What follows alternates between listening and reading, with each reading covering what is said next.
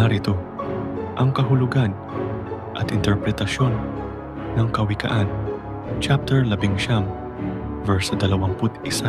Maraming plano sa isip ng tao, ngunit ang layunin ng Panginoon ang magtatagumpay. Kahulugan, ang talatang ito ay nagpapahiwatig ng katotohanan tungkol sa ugnayan ng plano ng tao at layunin ng Diyos sa ating buhay. Natural lang na tayo'y magplano para sa ating kinabukasan, mga pangarap, career, pamilya, negosyo, at iba pa. Ngunit, sa huli, ang plano o layunin ng Diyos ang laging nasusunod. Interpretasyon, limitado ang kaalaman ng tao. Maaaring magplano ang tao ayon sa kanyang pagkaunawa, pero hindi natin nakikita ang buong larawan ng buhay. Samantalang ang Diyos na may ganap na karunungan ay may mas mataas na layunin. Soberanya ng Diyos, God's sovereignty, ipinapakita dito na ang Diyos ang may kontrol sa lahat ng bagay.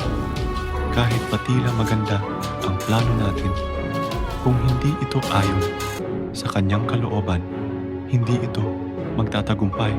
Hindi masama ang magplano, pero dapat may pagsangguni sa Diyos. Hindi sinasabing huwag magplano, kundi maging bukas sa pagbabago o pagkilos ng Diyos. Ipanalangin at i-align ang plano sa kanyang layunin. Paalala ng pagtitiwala, kapag hindi natupad ang mga plano mo, huwag pang hinaan ng loob. Maaaring may mas mainam na plano ang Diyos para sa iyo.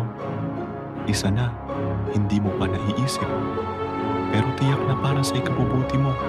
Mga mahahalagang aral, magplano, pero may pananampalataya. Dapat tayong magplano, pero bukas ang puso natin sa kalooban ng Diyos. Pagpapakumbaba, paalala ito na hindi lahat ng ating plano ay magaganap. Kailangan nating kilalanin ang higit na karunungan at kapangyarihan ng Diyos.